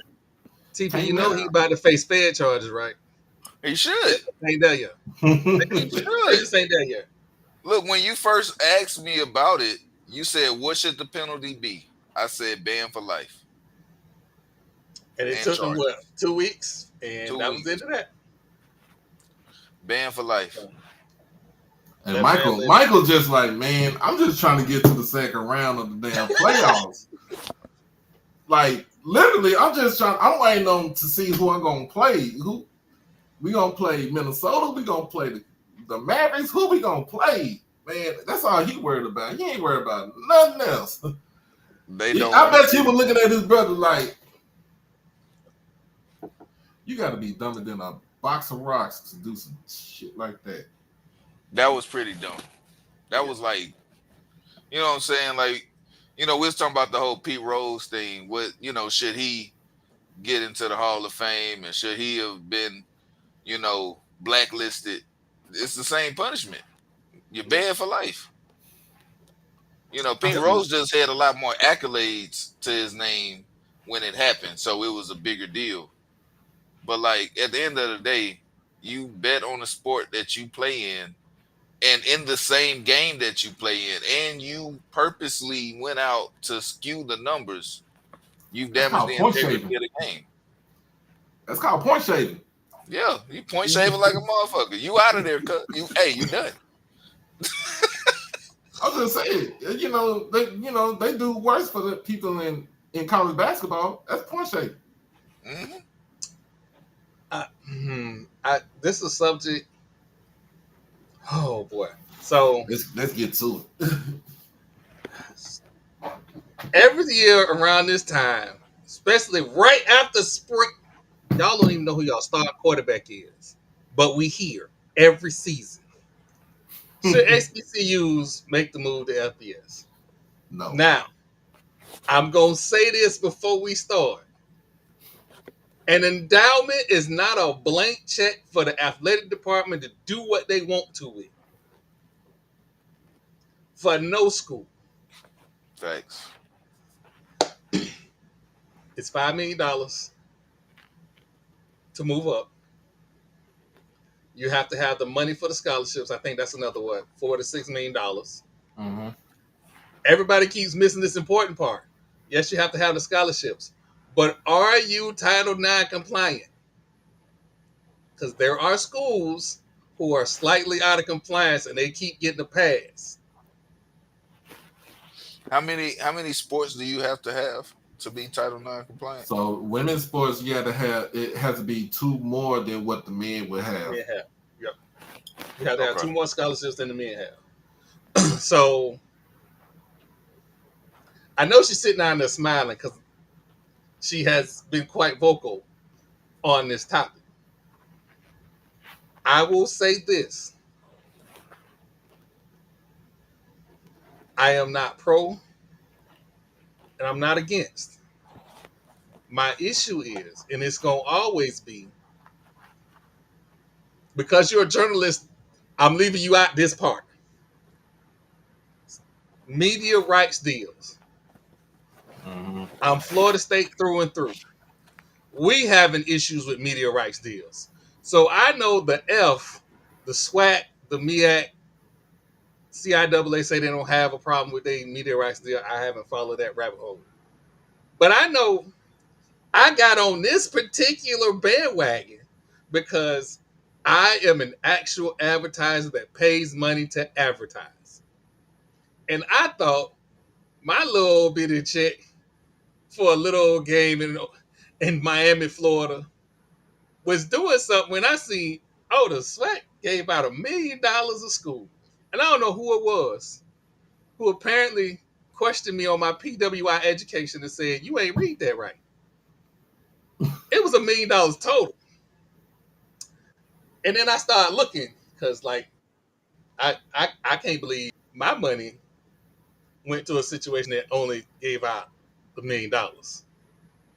And when I found out what the event, and that is football games and basketball games, apparently, what the payouts per event was, to say that I was outraged would be an understatement. When I went on like a 6-week rant, TP, like it was never gonna be over.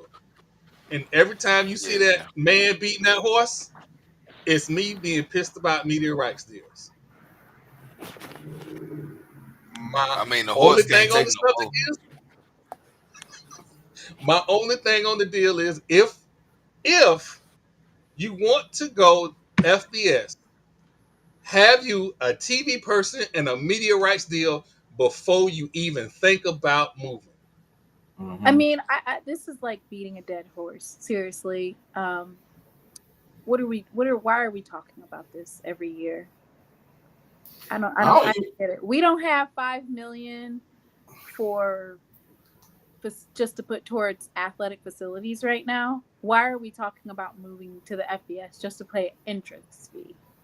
So the FBS clearly for 20 years the interest fee was only $5,000 and none of the HBCUs made the jump, right? I think some of the colleges that decided to leave HBCUs, it didn't make any sense what that plan was. So they jumped out of the MEAC. I'm talking about North Carolina A&T and Hampton. They jumped out of their respective conferences on a mission to get to FBS, but you did that by laterally going to conferences that aren't even stable. I would say this though, a lot of HBCUs looked at what happened with FAMU back 20 years ago when they tried to make the jump to FBS. It did not work out. FAMU couldn't recover for that for almost 15 years until Willie got there. As far as football goes. Doc, let me let you know a little secret. Because I like to throw my money at stuff. Come throw your money at me. I threw my money because it said we needed money. I threw my money because it said we needed money. And I said, well, let me see what's going on with the meeting, with the board of regents meeting. or no, I'm sorry, national. It was the National Alumni Association, and one brother said we still paying bills from the failed FBS jump from 20 years ago. What? And what I'm That's gonna do crazy. is I'm gonna send it to. I'm gonna see, Lord. So basically, what I wanted to talk about was the debt that's at these FBS levels in their athletics debt, basically.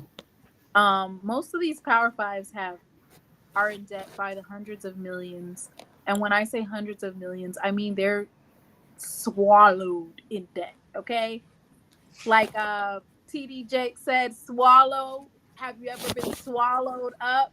These Power Five uh, athletics departments have so much debt, and there's a couple of things. Number one, banks will never let HBCUs ever get in that much debt.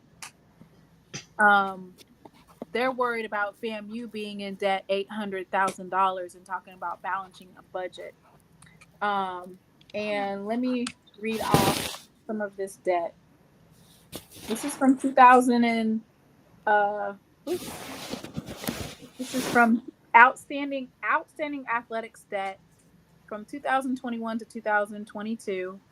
Auburn is in debt 164 million. South Carolina is in debt 169 million. Oregon is in debt 181 million.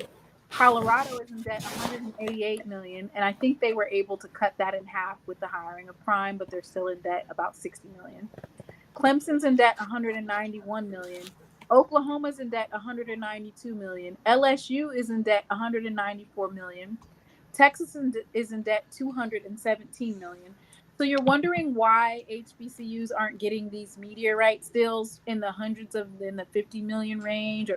It's because these media deals are utilized to offset the cost of all this debt that these Power 5 schools have. So that's basically, and I need to see if I can send this to you. So this is basically why, so you can pull it up, so that you can see why HBCUs, if we're in debt, even 800,000, we're over here running around with our heads cut off, like we're a chicken with the head cut off. There is a disparity, yes, but let's just keep it a buck. The media rights deals that everybody keeps talking about, they're not made for HBCUs. They're not made for FCS schools because we don't have hundreds of millions of dollars worth of debt. I can say, I'm going to be real with you. They don't want no other school from the FCS to come up to the FBS because they wanted to make it the exclusive, that club, to make it exclusive. So that's the reason why you see we see that movement. We saw all that movement with, first of all, saw movement with the Pac-12 just obliterating itself because they got the most dumbest commissioner in all the collegiate sports. But also when you think about it, the reason why they raised that exit fee, why would you coming in from the SCS and you basically going to be in a glorified group of five? Like, you're not, what I'm saying? We're not going to try to get it to no national championship game. We ain't going to get it to no playoff game or anything like that. So let's just, let's just keep it a buck.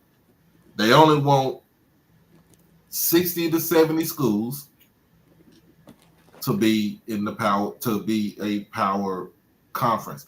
I'm not going to say Power 5 because the Power 5 is dead. I ain't going to say Power 4 because you don't know what the ACC going to do. And I'm going to be real with you. It's the big three plus one. Because you still got to talk about the Big 12 because the Big 12 is still making moves. Like, they still, that they are in charge. Even if they are losing Texas or Oklahoma, it's still not gonna, it's still not gonna hurt they bottom dollars, not gonna hurt their pockets. But at the end of the day, it's going to be two conferences that's going to be left around. That is going to be the Big Ten and the SEC. And everybody else is just playing just to be try to get their foot into the door. And it's not going to happen. So, you know, and the thing is, those Group of 5 conferences that's out there, the schools that made that you know paid they do to they fee to get into those Group of 5 conferences right there, guess where they gonna be at? Gonna be back. They gonna be back at FCS. Yeah.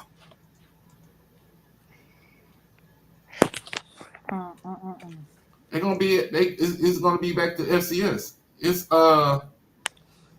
always gonna be to the point where, like, do we want you here? Do we need you here? Do we gotta have you here? Because apparently no.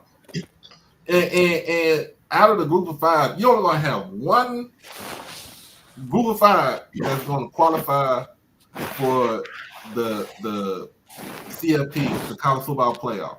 And that's been like that every year. No, can you pull that up? Like pull it up, like click on it and pull it up on your screen so that they can see what I mean when I talk about athletic stats.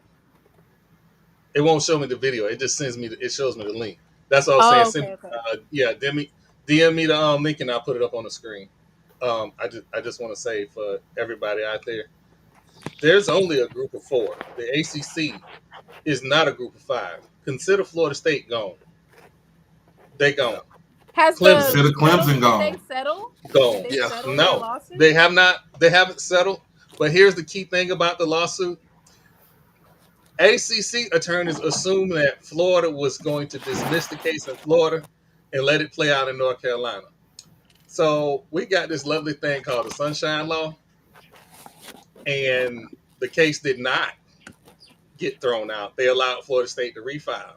Florida State is refiling, and because for some reason people seem to think that just because we Florida, we play. I don't like them Republican people in Tallahassee. You tell. But what you not gonna do is play in their face. You're not gonna tell them that, hey, we got this media rights deal and you can't see it. Ain't gonna happen. So now the state attorney involved. When that ESPN contract hit the light of day, I used to be Mr. ESPN this year. Fuck ESPN. I don't like them Fox people no more than anybody else. However, them Fox people is handing out tangible checks. Point blank, period. Mm-hmm. If you not talking about checks, quit calling Florida State. And all them people that keep jumping at me talking about, oh, Florida State ain't gonna be nothing without the ACC. Then I was the one that broke it that Clemson was filing on this podcast. Keep playing with me, and I'm gonna put that other school out there, and everybody gonna be shook. I'm not the one to play with. That just show you I'll be honest with Power Fives aren't even Power Fives getting $100+ million a piece or 50 million, 70 million. They're not happy with their media rights either. So why are HBCUs trying to mimic what? First of all, that's not even your level. You don't need to look at FBS and see what they're doing and say, hey, we need to be doing that. You don't have the tangibles. You don't have the range for asking for $100 million. You can't ask them for $100 million. I'm not saying $100 million. I never said $100 million. I don't want to start at $100 million. I'm not crazy. But what you're not gonna do is you're not finna tell me that, oh, the HBCUs are only good for exposure coins. Motherfucker, we start the shopping season with the fucking Celebration Bowl. Yep. It start with us. That is tangible monies. Well, that's pay also, us. You have people who are taking those deals, like in those back rooms, that are getting free tickets to the Atlanta Falcons game or whatever it is that they're doing. And they represent HBCUs, and they're the ones that are making the deal. They're the ones that are saying, okay, yeah, we'll accept $1 million per school. We'll accept that. I'll take I it. really, I really started this podcast off by saying that she gets to go to all the places that we probably will never go because I'm not gonna stop beating that horse until I see a media rights deal that makes sense for the SWAC and the MEAC. Um, Well, can you I, tell us what that looks like? so originally, and this is based on, and I got real complicated way back in November. I just extrapolated what I would have to pay for the Orange Blossom Classic 30-second ad. Came up with a number of, I think I said like 20 commercials, extrapolated that over a 12-game season. And I said, hey, the start number should be 1.5 per school per season. That's not a crazy number. If each school is already getting 700,000 maybe? If yeah, I think somewhere around that number. I could be wrong. 1.5 is not crazy. Up to 5 million, after 5 million, I don't know. That's beyond my pay grade. But just based on what ads cost me, that's what I went with. I don't think it's too much to ask for HBCUs to get 1.5 million when we built ESPNU. I was in Tallahassee when ESPNU became a thing, and it started becoming. Oh, I get to see Aaron McNair. I get to see Grambling. I get to see all these schools. I don't think back then HBCUs got a dime for being on TV. I think HBCUs was sold the, oh, we're going to get you exposure, and that's going to get you recruits. As Danny Wright said on this podcast, HBCUs don't have no problem taking their clothes off. They need checks. I mean, well, like I said, that's a leadership problem. Like, and that's who are making the contracts and just accepting anything. The Celebration Bowl, they just re-signed. They signed right before it was announced that Prime was leaving, and they signed for the same amount of money. There's no way in hell that with Prime at Jackson State, even though he did end up leaving, there's no way that I would have re-signed that for the same amount of money. They hurried up and made that signature. I don't know who it was that signed that on the dotted line, but there was no renegotiation to increase um the numbers, because you can bet that they increased astronomically as far as the amount of attendance for those 2 years. Yeah. I don't know. I just feel like the people that you have in place are not. Maybe they need to be bring in contract law or bring in, because it just seems like we always get the short end of the stick on that part. So when I was screaming the whole ACC is full of idiots thing, the ACC didn't do the thing that the SEC did and the Big Ten did. The Big Ten got TV people to start negotiating their TV rights deal. The SEC got TV people to start negotiating their TV rights deal or their media rights deals. It makes sense that they're getting the most money because they got the people that are familiar with the product. Mm-hmm. The Pac-12 went the way of the dinosaur because they thought, oh, well, with the brainiacs at Stanford, which is another reason why the ACC is going to die, the brainiacs at Stanford said, you know what? We can go get Apple TV and we can have them do our media rights deal. That Apple was TV said, Apple TV said, yeah, you go ahead, you do your production, you sell subscriptions, and then if you hit these numbers, maybe you'll get to this level. they was signing 360 deals. But that's what I'm saying. You got bad deals all around. And And see, Everybody so, knows. the thing with the SEC is they've always had national TV contracts outside of, the sports networks. They playing, Alabama on, nationally broadcasted TV that you get for free. All you need is an antenna. You can watch them. You look at the rest of these media rights deals; they include paywalls. And then once you have the paywalls, now you're banking on being able to sell these subscriptions to even break even. And then when that doesn't happen, you're lost. It's over with. Yeah, the You also paywalls think have not. The paywalls are fancy, especially in the SWACs and MEAC spaces. Well, not MEAC, but SWAC spaces they are. But I was told like that North Carolina A&T left.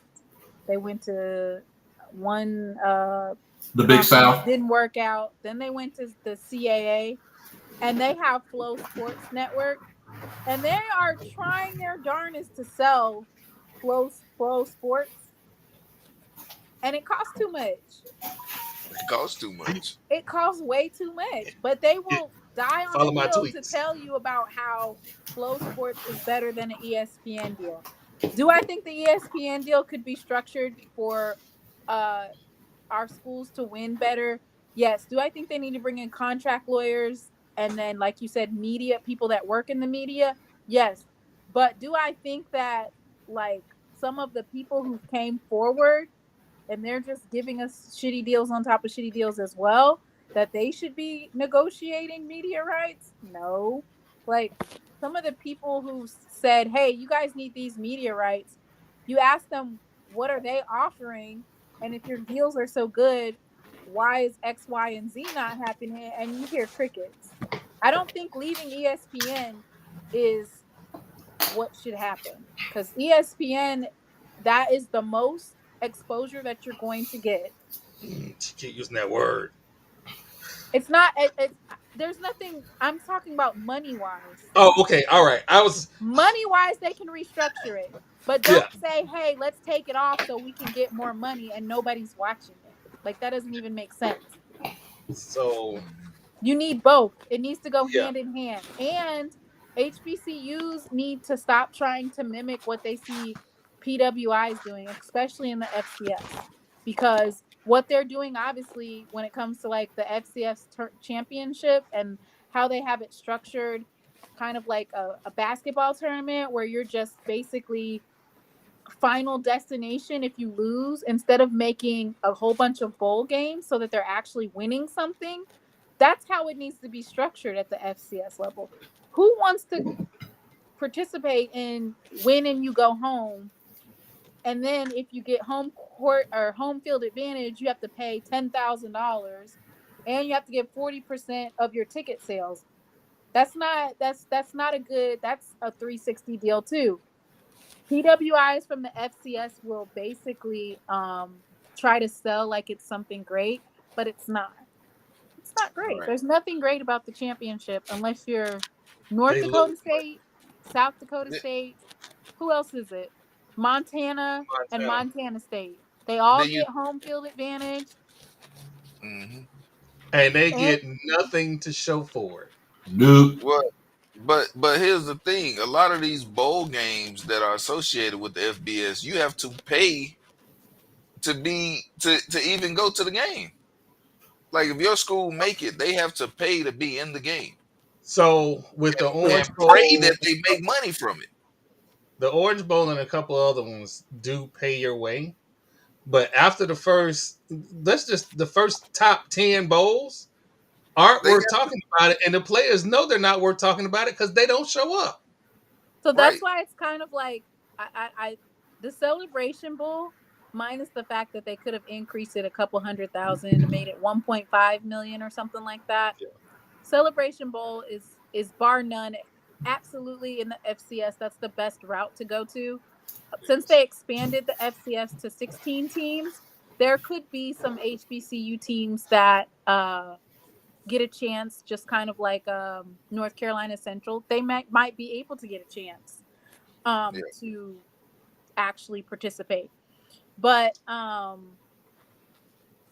don't know. I just feel like for HBCUs, we need to stand in our niche, and our niche is playing each other where we get really good attendance and not try to basically do what you see other people doing because it looks good. Because when you peel back the layers, it ain't all good. And if you saw my tweets today, because I went back and forth, because Dave gave me a link to Flow Sports that was supposed to give me a lower rate because I kept clicking on it and I get $99 for the year. And then now it's like 12 something. But I guess if I use my professional email, I get the discount. Hmm. That's bad software. I've been doing software for damn near 30 years. That's bad software. Ain't nowhere in the world a QA is supposed to let that go out. But that's just me on my high horse. I let that ride. At some And point, why is it like why? I don't know. I just feel like that's really expensive. it is. I will say this. I did, and maybe that was just because they were in the WNIT. I did go to the WNIT tournament with the North Carolina A&T Aggies, the women's team when they played. I want to say they played Troy, maybe. And it was definitely a packed house. WNIT is structured a little bit differently. The cost to host a game is a lot more affordable. And it's to basically make teams money, you know? North I would have Carolina loved to A&T watch was it. able to continue to have home games. So it was to their benefit. But the FCS, I'm not paying 10, 20,000 and you taking 40%. I will tell this story till I go to my grave. Hmm. Was a FAMU squad that played in the FCS playoffs. They won their first round and second round. Their third round, they had to go up to Youngstown um, State. Youngstown State. Let's flip that. Let's bring Youngstown State to Tallahassee. There's no way they would FAMU boat race them at home. So I will never, until they get rid of that bid on a home game, I will never be a fan of FCS schools, let alone HBCU schools, playing in that playoff system. It is not a fair playoff Do system. you think they introduced that to be disadvantaged for HBCUs? 100%. Do you think? Like they're I'm a stacking it. I mean, it's kind of I'm the a same way homer. that they. I'm a homer. Do you think they wanted Yeah, to see FAMU absolutely. win an FCS national championship again? That's the Because reason why remember, they did that in the first place. 83, they changed the rules. That's the reason why they did it in the first place. So It really your original national championship game back in what 78, 79 was supposed to be Jackson State versus FAMU. That was supposed to be your they real national championship game. they flipped the bracket. Jackson State and FAMU played in the semifinals. In That's what Jackson. happened there in In Jackson. Jackson. So that's why it's kind of like, don't reinvent the wheel, because folks are like, oh, I don't know if anybody notices, but our country is going through a course of segregation over time. And so for us, it's getting towards separate and not equal. And they're basically separating things.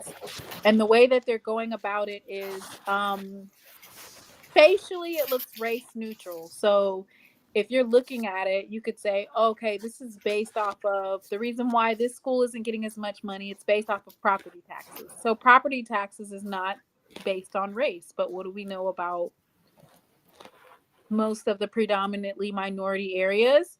They don't have Red high property areas. taxes. So basically it's hand in hand, but because they're able to create all these different rules that are facially neutral, they're able to start segregating. Now that they've eliminated DEI, you're also going to see a decrease in minority enrollment. There's going to be all those scholarships that a lot of people talk about that they got going to a PWI. Those are going to cease to exist. Why? Because they don't have to have a minority program. Mm-hmm. They don't have to have minority scholarships. They're going to eliminate those. So there you go. So for us, it's not about continuing to try to assimilate. Embrace what's happening and make sure that you're doing what you need to do. So the black talent, it can return. You just need to be prepared. So Yeah. I feel like people are focused on the wrong things. Like, we don't need to be necessarily focused on media rights. We need to be focused on the classics that we do have, making sure that the money is right. Mm-hmm. Cities making $7 and $8 million, and the promoters are making $2 million, and you going home with gas money. That's not right. That microeconomy is something serious, ain't it? Yeah, like, and then they're like, oh, well, that's how much the city can make. Oh, really? So since the city can make that, you tell the city to give you $1 million worth of kickbacks, and then you take that $1 million that you would have spent on security or on field or on cleanup, you take that and you give that to the schools. Right. You know, But see, I, you, I like to go to Jazz in the Gardens. I do. I absolutely love going to Jazz in the Gardens in Miami Gardens. People should really take a look at that contract with the Orange Blossom Classic Ooh. and Jazz in the Gardens, and then come holler at me. Because everybody that was hollering about, oh yeah, my school will go, my school will go. All right, holler at me in 2 years. Holler at me in 2 years. You wouldn't want to go no more. I know I got to wrap up. Every week we give about 30 seconds to a minute time for our closing statements. Ma'am, since you have been so gracious and your fans have come out in droves, thank y'all for coming out. 116 in the building, thank you. You get the first shot at closing statements, ma'am. Well, first off, I want to thank everybody for tuning in tonight. I kind of like, on a whim, decided I asked you to stream on my platform. And you said yes that I could. And so thank you everybody for tuning in tonight. This was a great discussion. We talked about the NFL. We talked about Dion Sanders. We talked about the HBCUs. This was a great platform, and I want for everybody to go to their podcast on YouTube and subscribe, right? We need to have these types of conversations. These are great conversations to have. We talked about all things sports all over the place, and I loved it. It was great.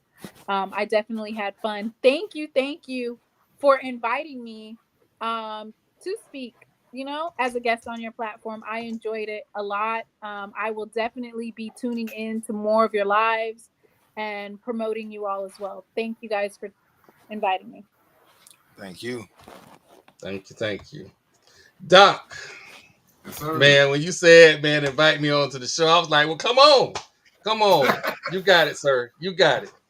Man, I've been wanting to try to come on here for a while, but circumstances as far as being work come into play. But I had a good chance to come on there, and it was enjoyable, man. Basically, a good conversation to have. Even my man TP with the burnt orange flag, horns down, but he was still cool. Y'all still cool and gracious to have me on here. I appreciate y'all for doing that. And of course, like, I'm be promoting your podcast as always, because you do the same thing for me. If I post something on Twitter, y'all retweet it, repost it, and I appreciate y'all for doing that. And for those people who said I'll try to blow up my house because I done warm up some food, I got some Nashville hot chicken on my side right here. That was Whitley. That was Whitley. I'm snitching. That was Whitley. Whitley gonna say She gonna fry me on Twitter. TP. You know she about to get you. Yep. TP. I promise your wife we will get out here relatively soon, sir. What you got for us this week? I don't have a lot. I'm just gonna say that we live in a world where people have a lot of identity issues. So my advice to you is be who you are and be proud of who you are. Because once you get into this mindset that you want to follow the status quo, I want to be like Jim and Jane, you confuse yourself and then you start to not be at the top level. So if you want to be the best version of yourself, you have to be yourself first. So that's my advice is if you already doing that, then keep doing it. You know what I'm saying? But take a deep look at yourself too, because if you refuse to do the work, then you will never achieve greatness. You will always be stuck in the same spot.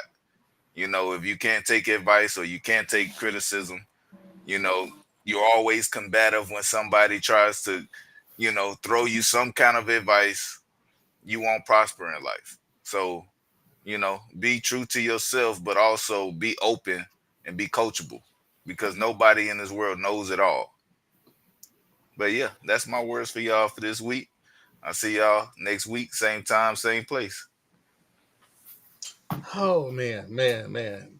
Amazing show, some amazing people. God blesses me more than I deserve.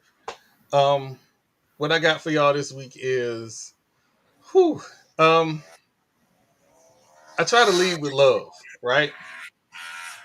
And if you know me, I could care two F's about some boot skins. However, when Emmett Smith came out and said the boot skins no longer had a DEI, diversity, and equity and inclusion department, I was like, yeah, because that's what the boot skins do. In a second. Quietly, Florida State, my school, them Cross Gauge Street people, they quietly dismantled their diversity, equity, and inclusion department. So the possibility that my legacy son won't get into Florida State is very high. My ability to give to the university does not equate to what a legacy entrance would be. But you know what I can do? I bet you I can get to every HBCU whenever I feel like it, however I feel like it, as much as I feel like it. Amen. Because when Ash told me at the Celebration Bowl that he was going to FAMU, I said, dude, you're 7 years old. You sure? He said, yeah. The Snakes are the best. I'm going to FAM. Uncle Marlo go to FAM. I'm going to FAM. I said bet. And me and his mama put a plan in place so that whatever school he chooses to go to, he going to be able to go. The unfortunate part is that the school that I fell in love with in 1994 may not be an option. And that goes back to voting matters. I ain't talking about your presidential election. I ain't talking about your government election. I ain't talking about your state senate election. The Tea Party started with school boards. You start from the ground and work your way up.